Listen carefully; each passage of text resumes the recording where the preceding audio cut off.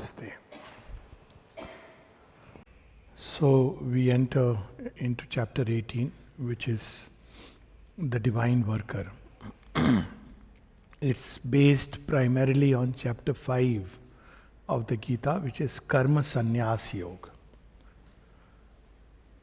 So, in a way, the Gita is a synthesis of karma, jnana, and bhakti.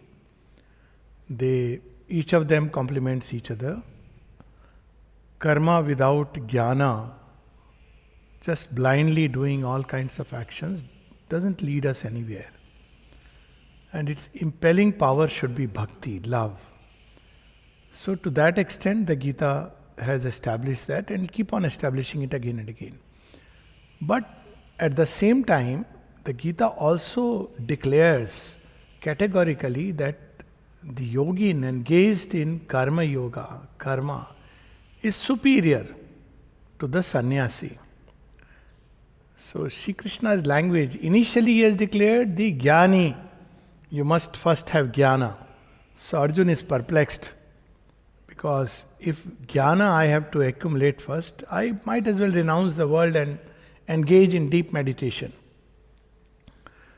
So Shri Krishna explains to him, no, jnana is the base, so you need to have the base, and you don't have to renounce the world, you have to basically have tyaga, not sannyas. So the difference is sannyas outwardly rejects the world and actions, and tyaga is an inner rejection. We see that in Aurobindo's yoga also. What we have to reject is not certain activities, prefer some over others.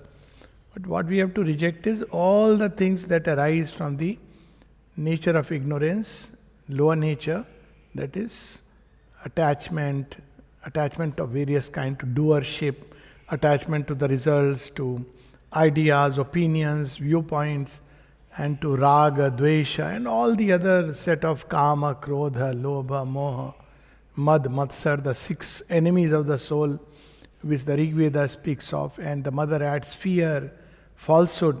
So this we have to reject, but not the action. So when we do it, then action flows pure. Otherwise, it's like pollutants. So it's like a river which is flowing from the mountains, and we add these pollutants. That's how the divine will gets distorted in the world. So though it is true that nothing happens in this world without the divine will, but then why there is so much of evil, ignorance, suffering? Is the divine causing all these? So there we have the answer that no, at every level as creation or the divine will moves through several stakeholders, to use a modern language. Stakeholders are all the gods, the asuras, the devas, the asuras, and of course the human being who is the ultimate stakeholder. All of them deflect or distort it just a wee bit. Even the gods. There is a prayer of Mother that both these distort, because even the gods give a certain angle. A God of love will give an angle of love. God of mercy gives a God of justice gives another angle. All of them are right in their own way. But that integrality of the action, which is all comprehending, when divine acts, he takes into account everything. That's why the divine action is slow but ultimately much more complete. It's not like an instant miracle always that you prayed and things happen. That kind of thing the gods do, and they create a lot of disorder sometimes.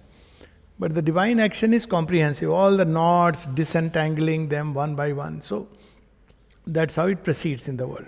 Then when it comes to man, there is a further distortion. And that distortion is because of the 2 main things. The ego sense, I want it my way. Even in mother's work, I want to do it the way I want to do it. And there are all kinds of excuses given that, well, mother has placed me here, so I'll decide.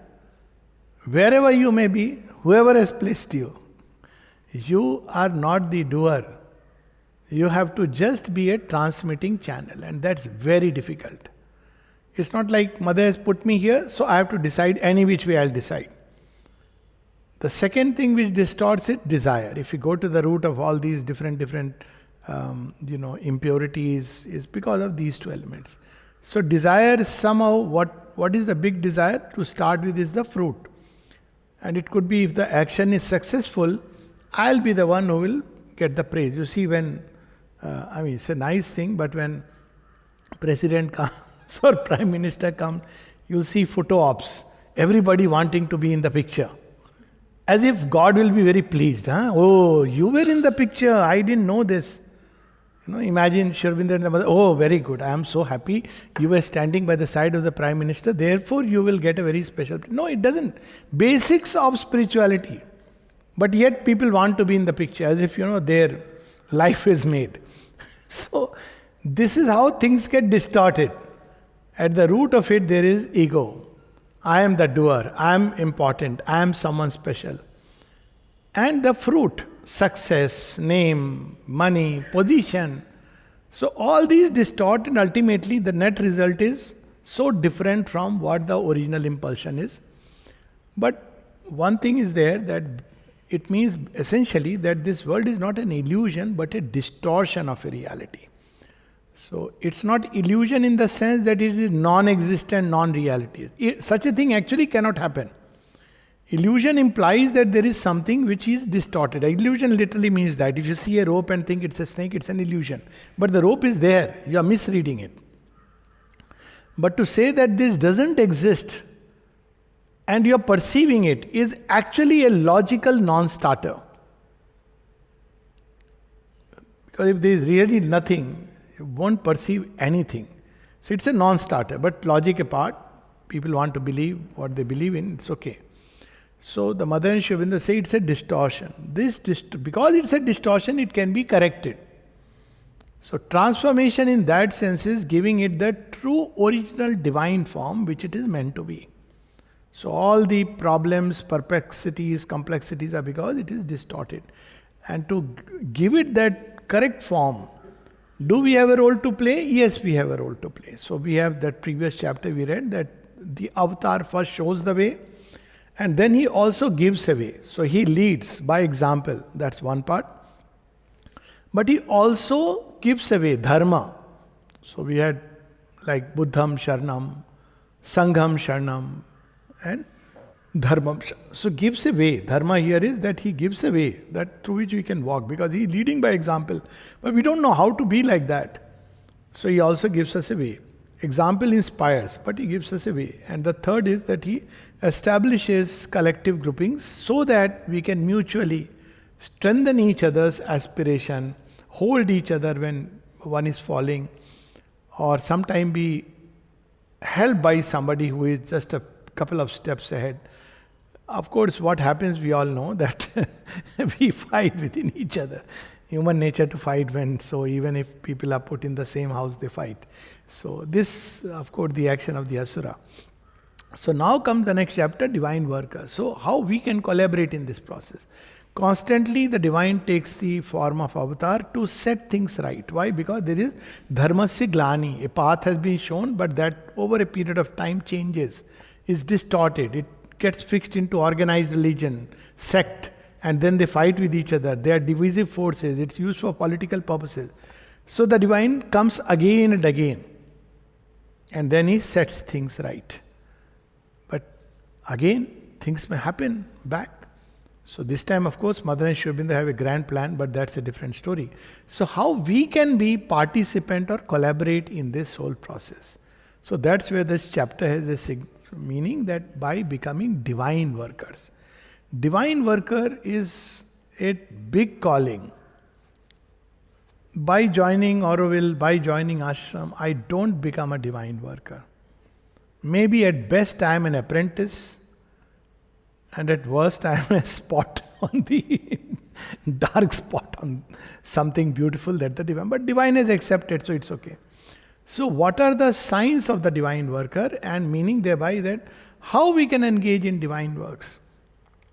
So the first sign which we see here, one by one, signs which are given, that the divine worker will not work for any personal selfish purposes. He is no axe to grind. He has no personal profit or gains to make. So this is a basic. So he is not coveting the fruit that we have already seen. And then step by step, most important, he does not decide the action based on his preferences. So that state where is called as, Krishna describes it beautifully, because the question stems from sannyasa and yoga. So Sri Krishna says the divine worker knows that there is no such thing as inaction. A sannyasi sitting on mountain tops, his inner world is full of action, we all know. We don't think of it as action because ordinarily we think physically if I do something it's an action. But we don't know that our thoughts, feelings, everything is having an impact. Will, impulse, desires. We may restrain it outwardly, but that's what we saw in the beginning, how Shri Krishna describes it is mithyachar, hypocrisy. But people take the other, that means I should express. No, he's not saying that.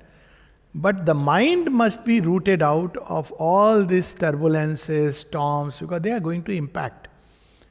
So all creation descends from the dream state to physical reality. For example, Aurobindo, we have both Ashram and Aurobindo. Mother gave a dream.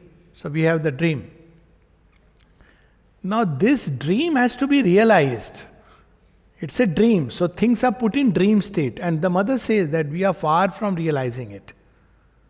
So it's a dream. Everything before it precipitates in the physical takes place in the dream state. Dream state here is all the thoughts, feeling, what's going on inside us. And that determines the quality of what's going on outside us. So first thing is by refraining from action is not enough because action is going on. Even if you stop thinking, mechanical action will go on if by some means. The mere maintenance of the body requires action. So first thing that a sign of a divine worker, he knows that refraining from action just for the sake of refraining so that I will be free from papa. Because this is how the Arjun's problem is, that if I engage in war, I'll be papa buddhi, I'll be papa vidya, I'll be selling myself in, this mud. And Shri Krishna tells him, by refraining also you will be selling yourself in the mud. So the first sign of the divine worker, he knows that when we draw this cut-off life into two parts, these actions are spiritual, these are not spiritual, we are actually not wise enough for karma yoga. So in religion we do it. Going to ritualistic things, it's spiritual. But certain activities are not spiritual. Whereas Shri Krishna emphasizes, no, action is going on even when you are outwardly not doing something. So this one part. And this so much emphasis in Indian thought. For example, I'm just giving an example of Indian jurisprudence at one point of time. So if you go today, all over now we have a kind of thought that, well, you have freedom of speech. You can speak whatever you want to, but you should not commit a crime. You see, it's very strange. You can abuse a person because it's your free will. Abusing is not a wrong thing.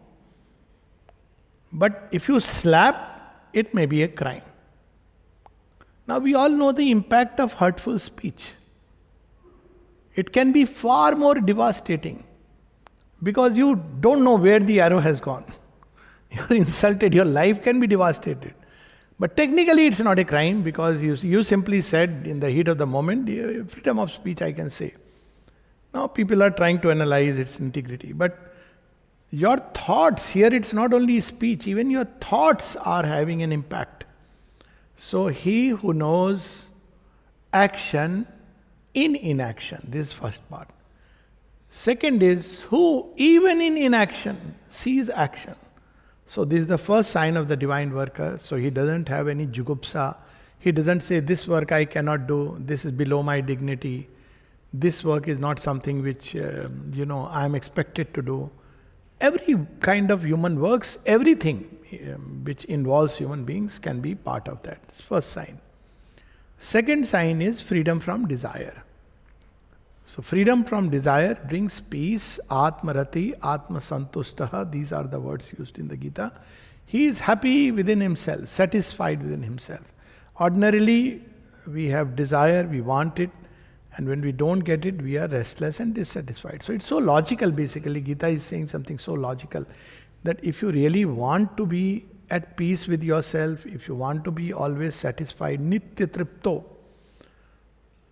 then desire is the problem. Now, of course, people may say, how can life be there without desire? But there can be. That's what Gita is showing. In fact, a much higher, better, deeper life, more beautiful life. So first is, the second sign is that he is not acting because of desire and because of fruits.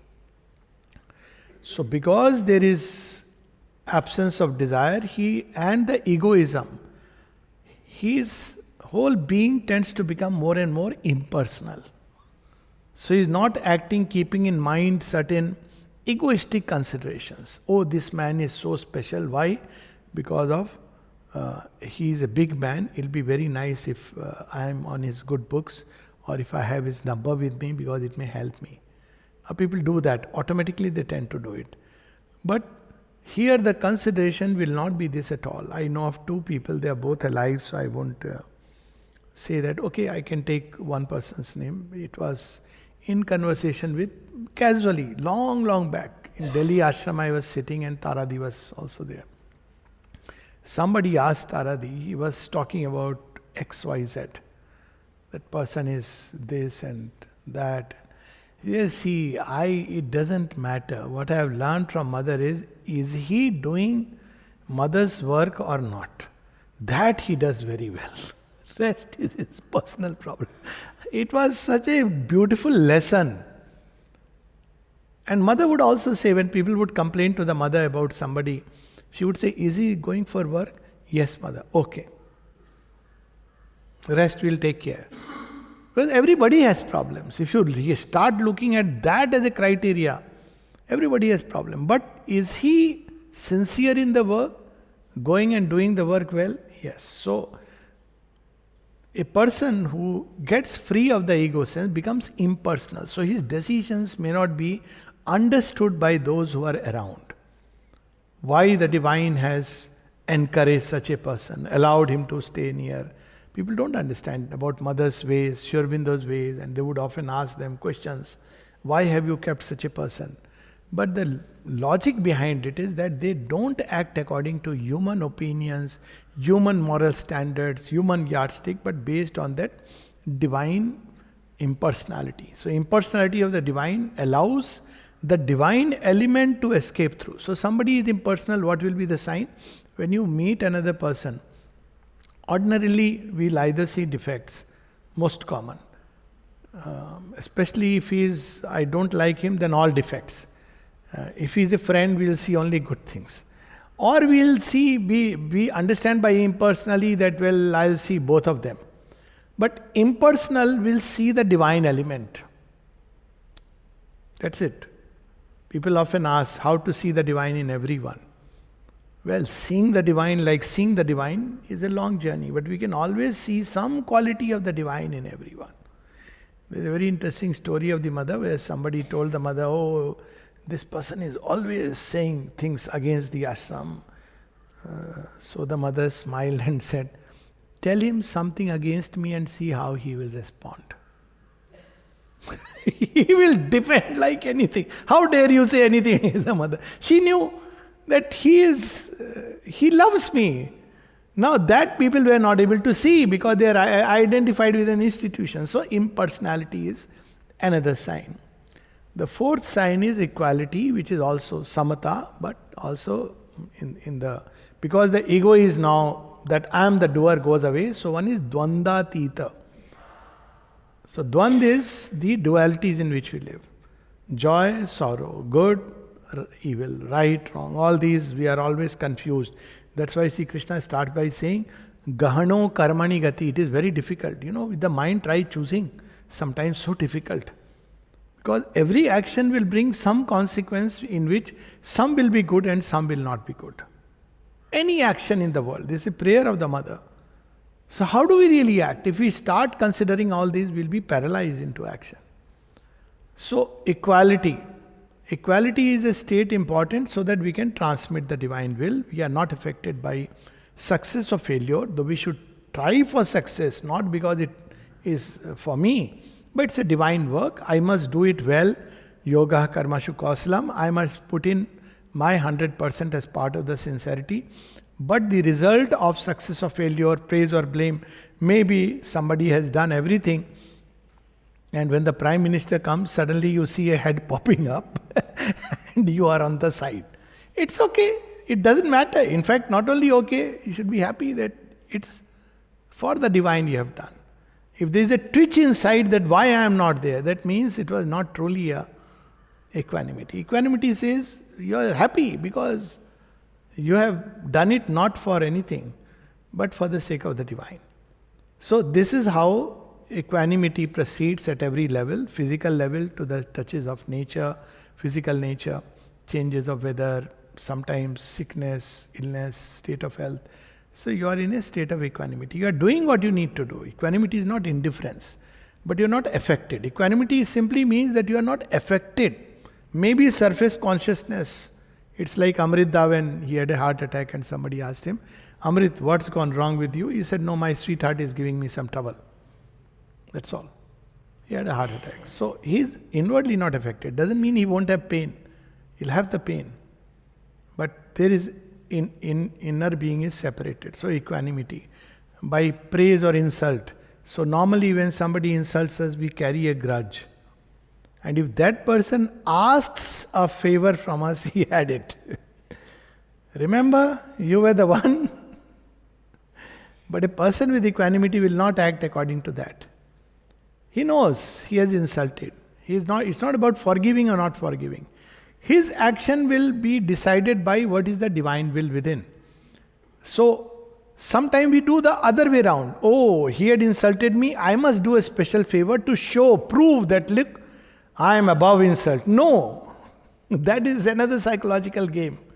That is not the consideration. Maybe if you do something which he doesn't like, he may insult you further that, see, he is carrying a grudge. None of these will be the consideration. See, human psychology is so many grooves, complex. So he acts only based on the divine will. So he is dvandatit, state of equanimity. Fifth sign, which is as a result of this, he is always in a state of peace and joy. Naturally.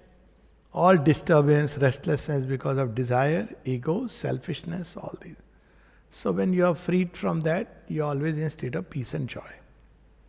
And finally, he is Trigunatita.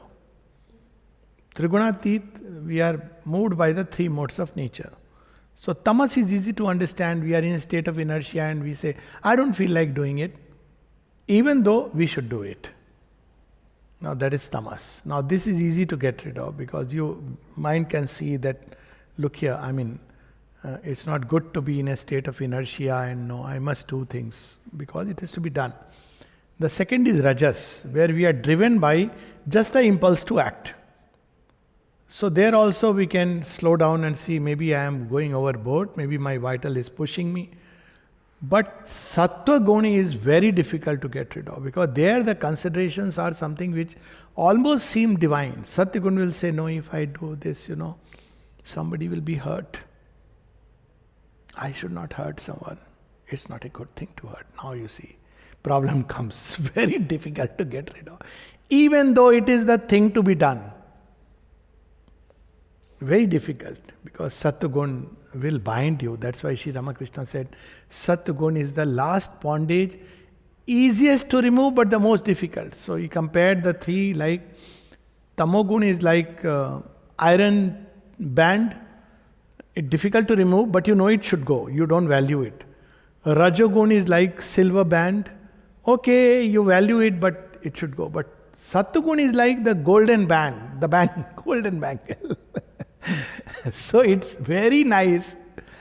And even if you should remove it, it's very easy, brick or cutting a gold, but you don't want to do it. So Satyagun is like the golden band because we also want to have a beautiful opinion. I'm a very saintly person. Everybody must also regard me saintly. And I should first of all feel myself saintly. Saint is supposed to have all these good qualities. That's why Superman is not a saintly person. That's what Aurobindo says in one of the letters. We are not here to create saints and, sadhus and sannyasis. And Arjun is not a saintly person at all. Any which way. And yet he is chosen for that great action. Because one thing in him is, you tell me, I'll act. That's what divine wants. Saintly person will give advice to God. Do you know, God, you are causing so much of destruction. See, imagine if Yudhishthir was the main protagonist, saintly man, and Krishna showed him his Vishwarup.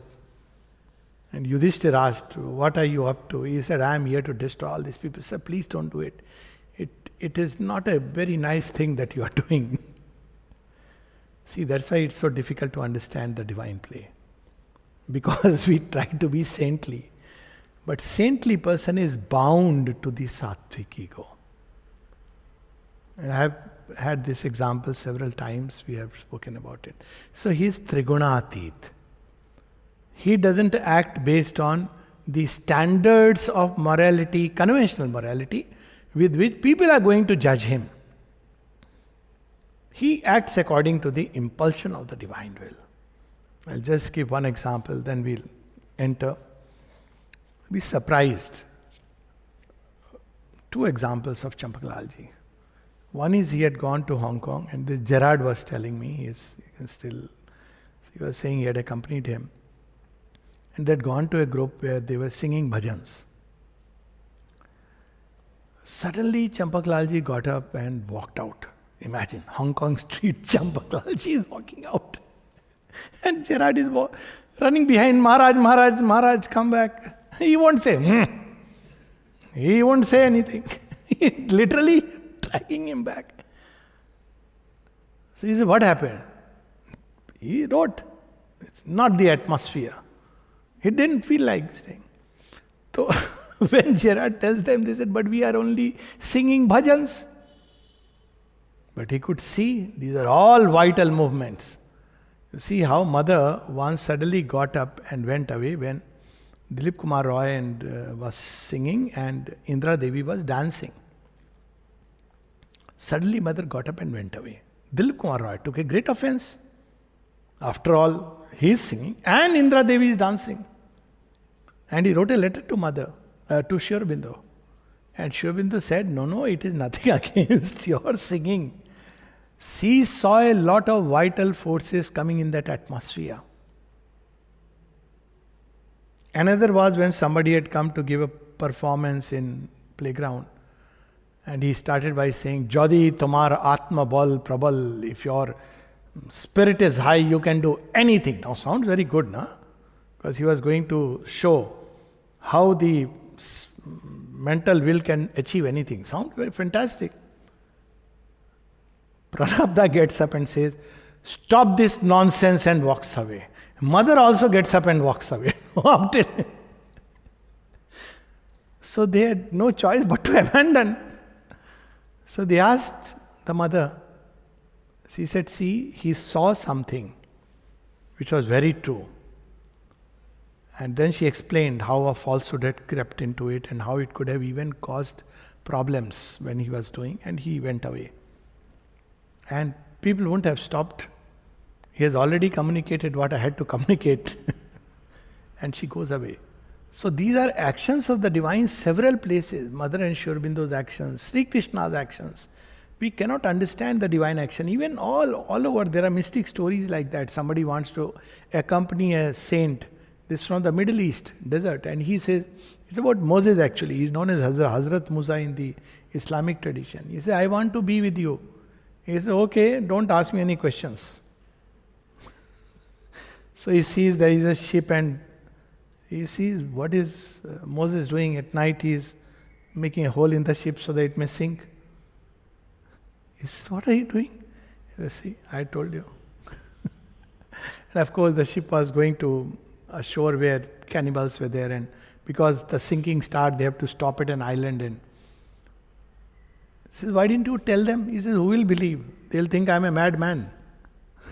If I tell them that, because they are all driven by lust, what they are going to get there, they don't know what is going to meet them.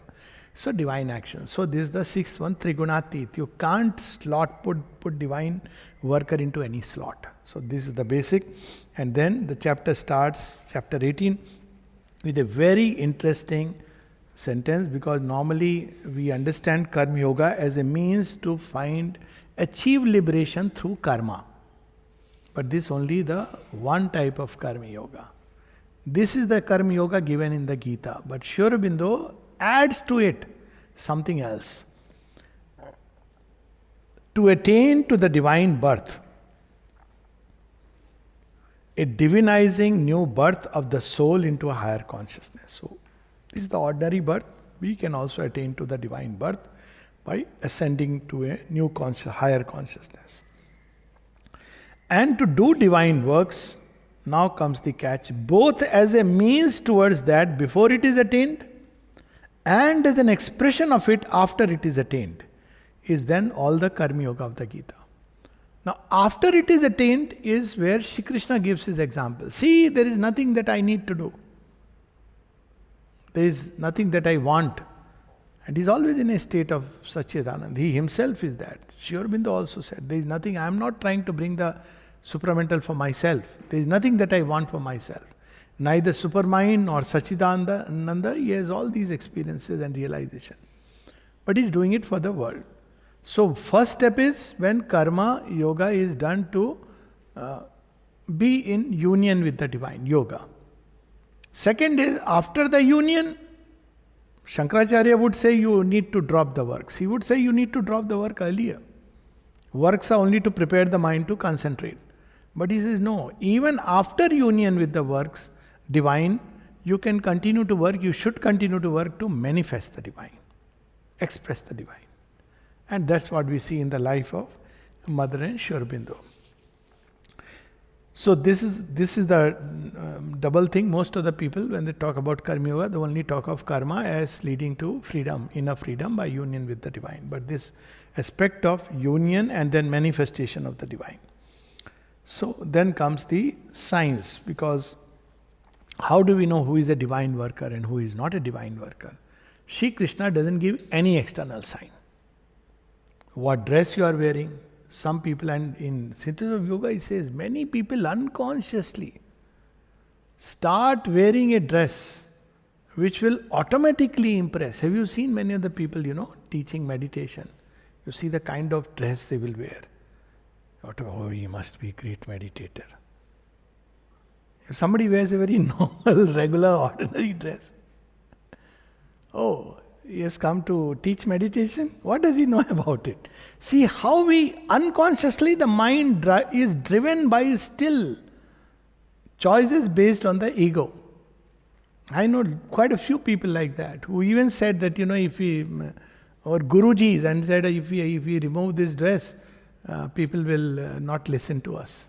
So let them not listen. How does it matter? You're not a YouTuber wanting 1 million views. But that's how people become. So the signs are all inward.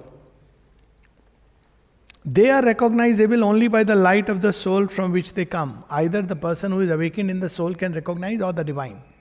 Nobody else can know. What is action and what is inaction? As to this, even the sages are perplexed and deluded. Gahano karmani gati.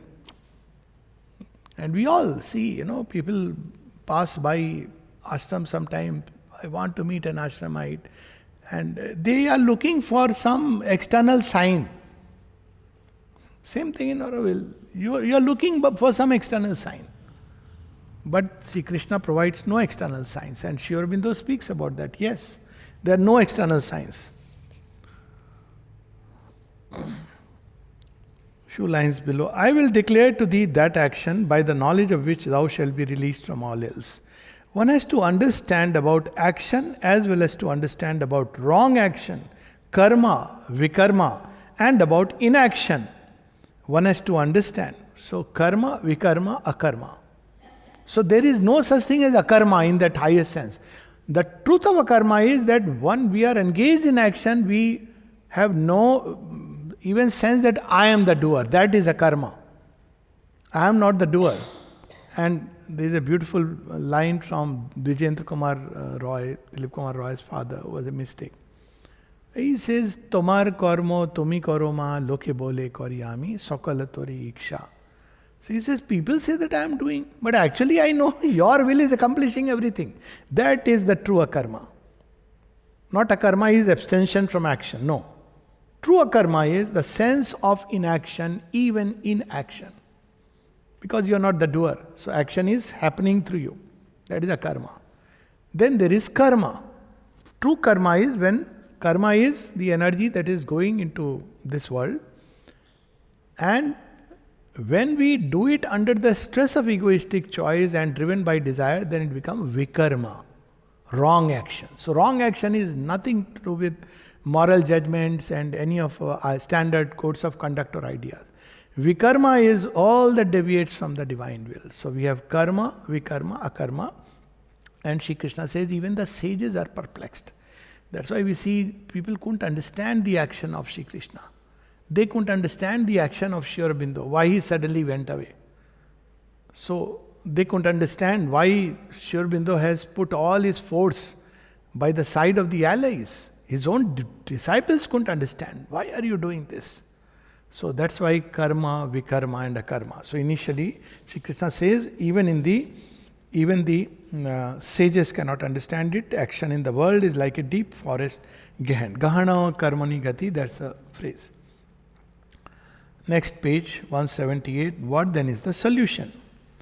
What is that type of works by which we shall be released from the ills of life, from this doubt, this error, this grief, from this mixed, impure and baffling result, even of our purest and best intentioned acts? This is there in a prayer of the mother. You may do the best possible intentioned act, yet it will may bring very strange fruits. Evil from good deeds, and good from evil deeds. Sri Aurobindo writes in one of his letters to Mdali, in this world very often, good springs out of evil. And the reverse is also true. One of the examples is, Sri Aurobindo says it humorously, you are doing good to a person, doing a lot of good. You are moved by some deeper love. And the person, you do not realize that the person is feeling crushed under the burden of your goodness. So what happens? At some point he starts criticizing you. It assuages his guilt. He takes it for granted as his entitlement. So he starts making unreasonable demands and you wonder what went wrong. This is where it went wrong. Because this is how things happen. It's not that you did something wrong, but this is how things happen in the world. No outward distinctions need be made is the reply. So we cannot decide based on anything outward. No work the world needs be shunned. No limit or hedge set round our human activities. On the contrary, all actions should be done but from a soul in yoga with the divine, yuktaha kritsna karma krata. And that's where he says, akarma, cessation from action is not the way. The man who has attained to the insight of the highest reason perceives that such inaction is itself a constant action, a state subject to the workings of nature. And then he sees something interesting else. On the contrary, in the full flood of action, the soul is free from its works. He is not the doer, not bound by what is done. And he who lives in the freedom of the soul, not in the bondage of the modes of nature, alone has release from works. So while he is engaged in all the actions, he is not carrying the sense of the doer. So action does not stick to him. In Ishupanishad it is said in a very interesting way. It says that kurvanne he karmani jijivishe satam sama. You should strive to live for 100 years and do verily works in the world. Then it says that this is the path shown to us. And then it closes abruptly, na karma lipyate nare. That action does not stick to you if you are in that state of impersonality where action is flowing. Neither the good nor the evil, you don't carry the burden because you have not acted for any consideration except being a channel of the divine will. So a person who has it is known as this is the knowledge which the highest effort of the discriminating reason, the buddhi, gives to us. And therefore, whoever possesses it is the truly rational and discerning man. Our consideration are practical and they say, he is so rational. He thought about it like this, but who is the truly rational and discerning man? So he is the buddhiman manusheshu, who understands that I am not the doer. And even if I refrain outwardly from action, action will continue. Not the perplexed thinker who judges life and works by the external, uncertain and impermanent distinctions of the lower reason. So there are these two kinds of reason. So all has to be done in this liberating knowledge. The second sign, next paragraph, page 179. The second sign is freedom from desire. For where there is not the personal egoism of the doer, so first is liberation from the egoism of the doer. That's why action does not cleave, because you are not the doer. Second is, still you may not be the doer, but then there are people who say, I am not the doer, whatever I do, I may do anything, it doesn't matter, because I am not really the doer. So, no, then desire. Desire is not the mover. So he says, desire becomes impossible. It is starved out, sinks for want of a support, dies of inanition. And the simplest way is, of course, how does the ego self gets broken? By turning it to the divine. That's why in the end he will say, remind us again and again, that matpara, first in the self, then in me. So automatically the sense of ego goes away when you refer everything to the divine. When you know it is the divine who is the doer. Not just a question of saying, but you know it, then ego. And when the ego goes away, desire automatically sinks. Because desire always has, first thing in desire we say, I want this. I do not want this. So where does it start from? I. When the I is gone, want this, do not want this has no meaning. So it stops, it sinks for want of the I. Outwardly, the liberated man seems to undertake works of all kinds, like other men. On a larger scale, perhaps with a more powerful will and driving force. For the might of the divine will works in his active nature. But from all his inceptions and undertakings, the inferior concept and nether will of desire is entirely banished. So this is because some people may say, oh, so since I is gone, so you walk away from the family, you leave your child. No, that's not what is being told to us. See how subtle is the distinction. And that's what Aurobindo explains beautifully in Synthesis of Yoga.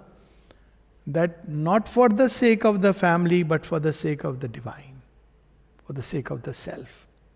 So everything that is there in your life is there.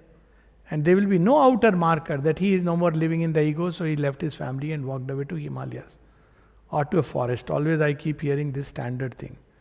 Oh, so-and-so Mahatma went away to Himalayas. Oh, so-and-so Mahatma went into a jungle, forest. As if this jungle is not sufficient. One has to enter into that inner cave and everything will be there. You don't need to change anything because you are doing everything. So-and-so is also, divine has put somebody in your life. That's it. Now you deal. There was a humorous story. One person got married, mother blessed the marriage. And after blessing, this man had very sannyasi type of predispositions. He told him only one instruction. Treat her like a princess. This person has himself told me. Now she was a super princess. And he was a half sannyasi. So he got fed up. That marriage went into doldrums. So one day he asked me, quite an elderly person, he said, tell me, everything is God's grace. She blessed this marriage. Why this happened? I said, because you didn't follow her instruction. She told you to treat her like a princess. You should just be obedient to her command. Why are you trying to judge? That she is like this, he is like that, I am not supposed to, why should I be at the service of women, I am a sannyasi. I said, who told you to bring all these concepts? Because he was constantly saying, I wanted to be a sannyasi. I said, see, he was breaking this hard thing in your brain and liberating you, making your heart little soft and tender towards the world. And had you treated her like a princess, he said, she would have been different. I said, no, that's not a guarantee. But you would have been different. You wouldn't be frustrated. Because you would have allowed love to flow through your heart. He said, but now time has gone. I didn't think like this. I said, yes, that's what happens. One instruction, one line, treat her like a princess. So, an injunction I would say applies to everyone. It was an injunction given in India long back. That wherever a woman is worshipped, there all kinds of prosperity comes. Yatra nari pujyate. This was there. We lost it under various influences. But it was there. Even In all the traditional customs, you will see it still. When a woman is supposed to enter the house, it is she who first enters because she is Lakshmi who is coming. So all this was there, but now people just do the custom but don't practice. So that's how all this is broken. So he will do everything, but he'll do only to serve with credit and to the master's satisfaction, for the real doer is the Lord himself. And all glory belongs to a form of his Shakti, missioned in the nature and not to the limited human personality. Last line on this page is, it does not follow that the work is not to be done perfectly. This is an important thing. With success, with the right adaptation of means to ends. On the contrary, a perfect working is easier to action done tranquilly in yoga. Yogaha karmashu kauslam. So there was this man who went to ashram and he lost his key to the suitcase. And somebody told that there is a person here in the ashram, there is a department, he'll make the key. So he made the key. And this man has traveled, so he's in a hurry. Okay, thank you so much, give me. He saw so with such care he was making the key. They said, no, wait, I have to make second key. He said, no, I don't need the second key. He said, no, it's not about you, whether you need or not. This is the instruction from the mother. You better wait. You thought that I am helping you out. I am here not to help you out. I am following instructions of the mother. What if you lose this key again? So mother had sent a chit, make 2 keys. So I am making the second key. And this again story directly, the person has told me. He said, it was such a first contact with the ashram was this. He said, I realized what really it means to work for the divine. So this is the second part. So third thing is, page 180. The liberated man has no personal hopes. He does not seize on things as his personal possessions. He receives what the divine will brings him, covets nothing, is jealous of none. What comes to him he takes without repulsion and without attachment. What goes from him he allows to depart into the whirl of things without repining or grief or sense of loss. This we see, very interestingly, many events happen to bring out these subterfuges from inside. You are sitting on a chair. You are very happy. Everybody is around you. Now, everything has a term, no? Now when that term goes, that is the time, if you are truly a divine worker, you will walk away. You know the story of R.K. Talwar. He was, RBI governor and he refused to toe the line of Indira Gandhi and he was sent a message that you better resign. Next day, resign. So everybody was very, Hari, you should fight, you should say, no, you deserve this post. He said, why should I? I have always wanted to serve the mother. Now this has given me an opportunity to serve her without any of these trappings. So he came to ashram. And his way of serving was very different. He said, I won't become an ashramite because you'll send me to dining room. That'll be fine. But I'll earn as a private consultant and whatever money comes, I'll give it here.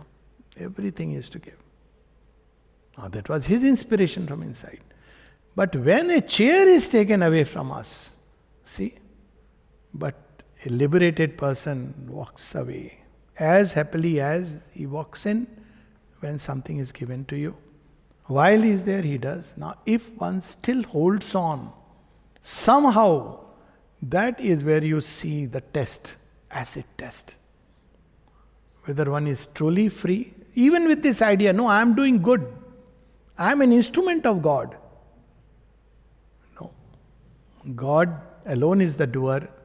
He can build 1,000, 10,000 instruments.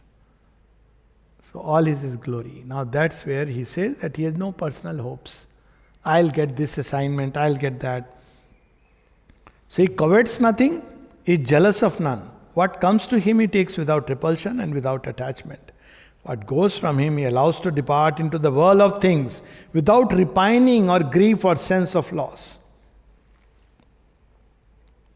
This is how we are, as I said, often tested when things go through a whirlwind. Because that's the time everything is getting upset. So what are the choices we make? Do we feel sense of loss, grief? Do we hold on to, stick on to something? And it'll carry away. Right from top to bottom, because it's a whirlwind. But when it is gone, you will see that there are two distinctions. Those who have held on by the divine, even if everything has been taken away. And others who are struggling, running, wanting my place, my position. That's how the divine action proceeds in collectivity. So this is the third sign. What is that third sign? Page 181. He is not touched by sin, for sin consists, second line from above, for sin consists not at all in the outward deed. What is Aurobindo telling us? We always thought it's your outward action. Sin consists not at all in the outward deed, but in the impure reaction of the personal will, mind and heart which accompanies it. Imagine, my house suddenly taken away. If I am reacting, oh my house! That is sin. Can there be any logic to it? That's how divine works. You know the story when somebody was stealing every day from Aurobindo house. And who were there? Amrita, Moni, Suresh Chakravarti, Nalanida, and a couple of them. They're wondering who is stealing. We'll keep a track. So they keep a track. They see the milkman comes. What does he do? He looks here, there, nobody is there, opens the drawer, takes out 5 rupees, opens his cap, puts it, and then adjusts the cap and walks away. And these people pounce upon him. Ah, caught you, caught you. And before they can say anything, suddenly Aurobindo walks from inside. They see him standing on the threshold. And they say, just his look made us feel that we are the sinners. And all that he said is, let the man go. And walked inside.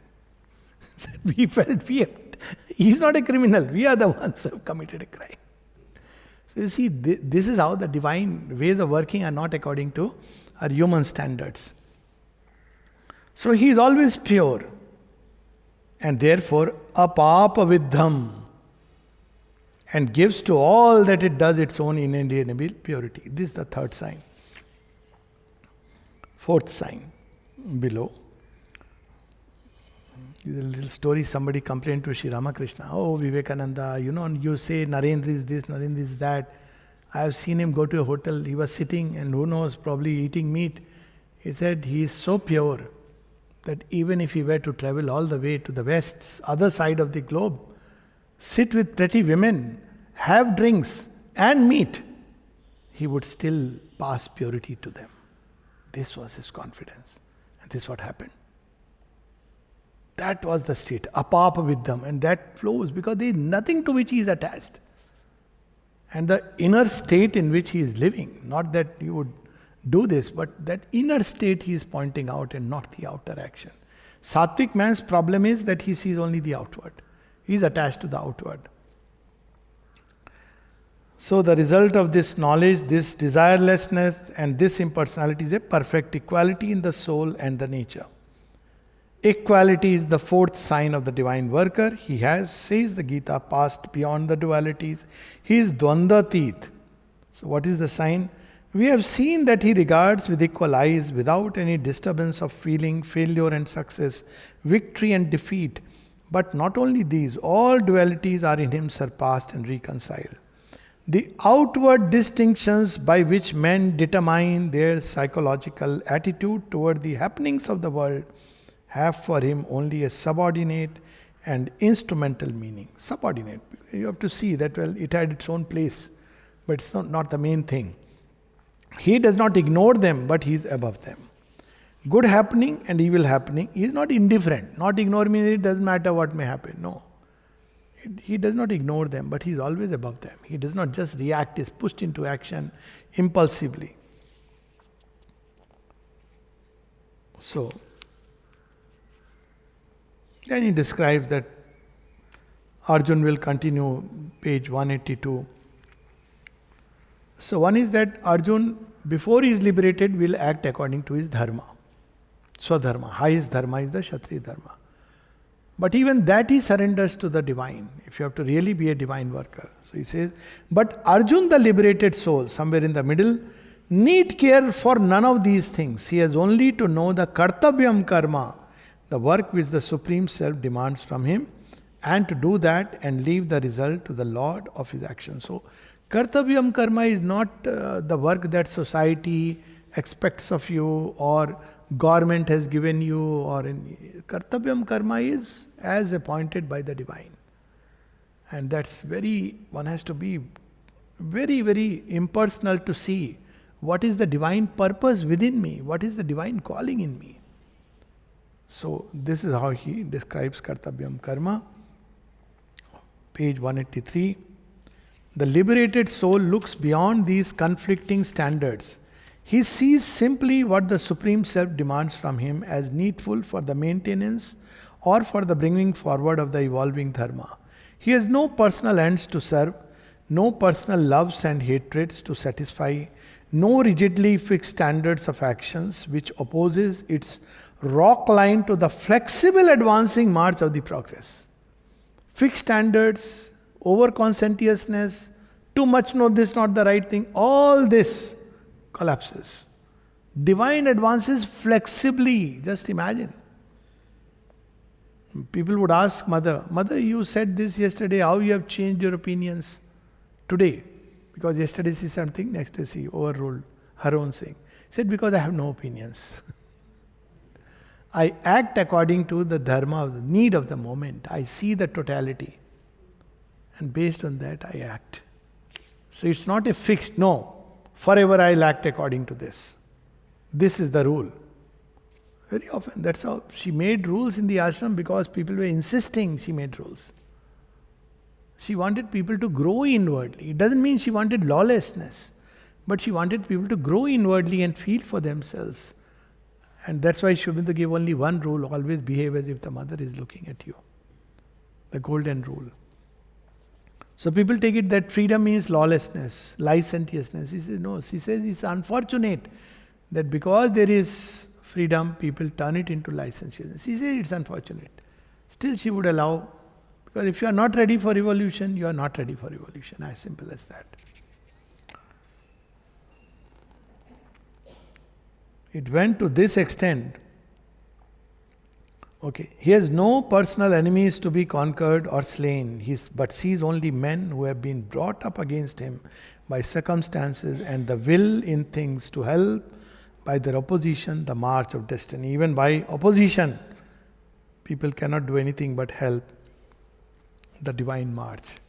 So how baffling it can be. And when after Aurobindo's physical withdrawal, 1951, Aurobindo's nephew wrote a letter, own nephew, that now that all this property was in Aurobindo's name, it should actually by the law of heredity pass on to me.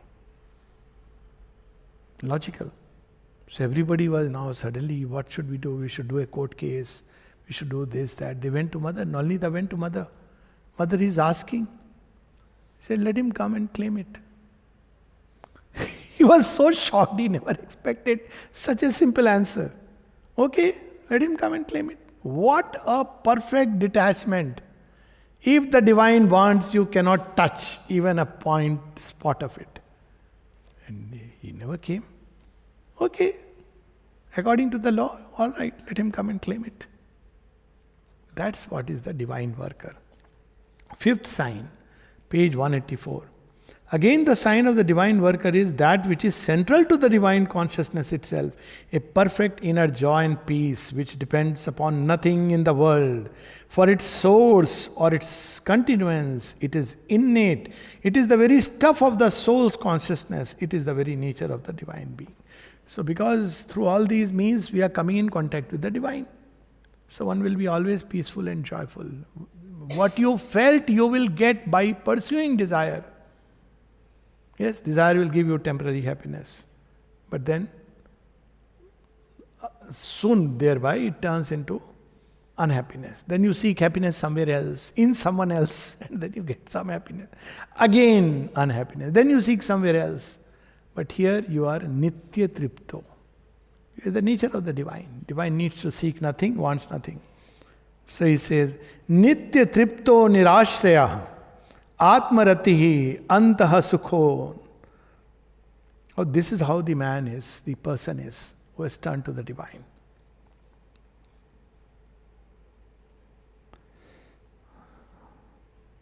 Few lines below. What joy it takes in outward things is not for their sake, not for things which it seeks in them and can miss, but for the self in them, for their expression of the divine, for that which is eternal in them and which it cannot miss.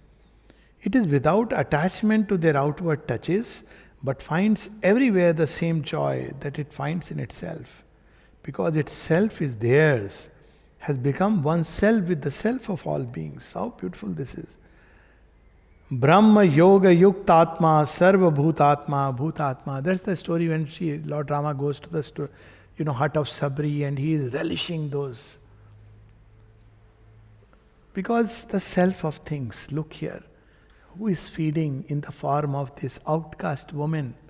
It is the Divine Mother who has come.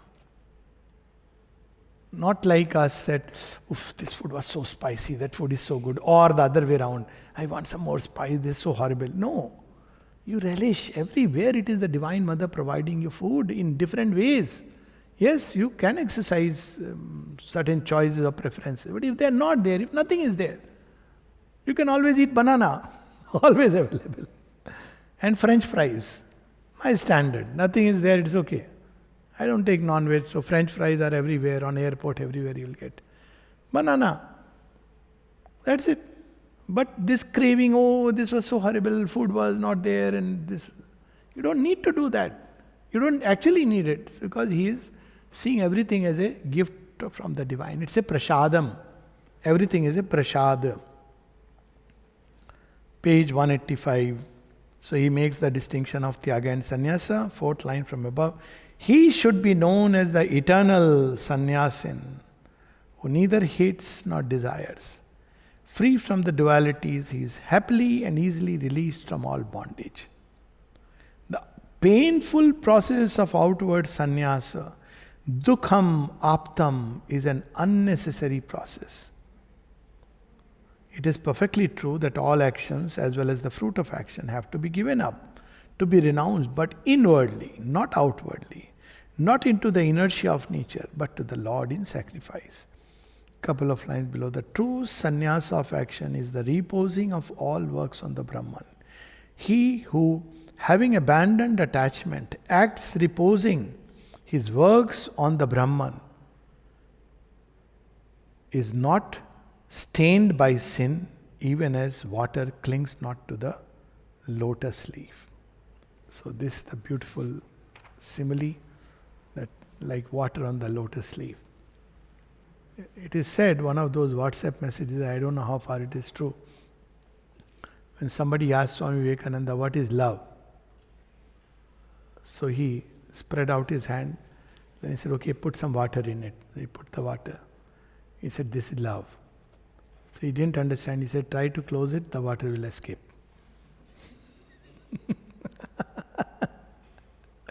Try to possess it, it'll gone. This is a way of saying. It's so beautiful. It looks, water on a palm looks so beautiful. Both are enhancing each other. Try to close it and you have lost it. So that's what is the nature of the... And finally, page 186. And yet this liberation does not at all prevent him from acting. Only he knows that it is not he who is active, but the modes, the qualities of nature, her triple gunas. The man who knows the principles of things, his mind in yoga, I am doing nothing. When he acts, hears, touches, smells, eats, moves, sleeps, breathes, speaks, takes, rejects. Beautiful. Opens his eyes or closes them. He holds that it is only the senses acting upon the objects of the senses. He himself, safe in the immutable, unmodified soul, is beyond the grip of the three gunas. Triguna Tita. He is neither sattvic, rajasic, nor tamasic. That's what we see. Triguna Tita Bhava Savyasachi. Sabyasachi is Arjun. He is left hand. This is Sabyasachi. So he is told, you are too much moved by the sattvic guna, my near ones. He says, free yourself. He is such an expert archer. He said, your job is, I will give you the target. You give everything to me, just outward action you have to do. That's how yoga karmashu kauslam. Yoga is skill in works. And it's only possible if the being is completely, in that moment of action, joined with the mother. So the mother used to say, Amal Kiran one recount that she saw a painting and said, this part is so beautiful. Here it's okay. Then he was feeling very embarrassed because during a certain part where mother pointed out, he was remembering an offering. But then you forget. And she could see it from there. This was her way of telling. The quality changes. So it's only the outward action, inner state is of Trigunatit. And in the end, last 7-8 lines. But the Gita effectively avoids this fault of an insufficient thought. It makes it clear that it is not in the end nature which mechanically determines its own action. Why? Because then we may say, okay, any force of nature can use us. No. Trigunatit means only the divine will. Action of nature is through the 3 modes. So they are only the forces which will be used, it's left to the divine. So he says, it is the will of the Supreme which inspires her. He who has already slain the Dhritarashtrians, he of whom Arjun is only the human instrument, a universal soul, a transcendent Godhead, is the master of our labor. The reposing of works in the impersonal is a means of getting rid of the personal egoism of the doer, but the end is to give up all our actions to that great Lord of all, Sarvalok Maheshwara, with a consciousness identified with the self, renouncing all thy actions into me. Freed from personal hopes and desires, from the thought of I and mine, delivered from the fever of the soul, fight, work, do my will in the world. How beautiful. Vigata Jara, fever of the soul. We didn't know.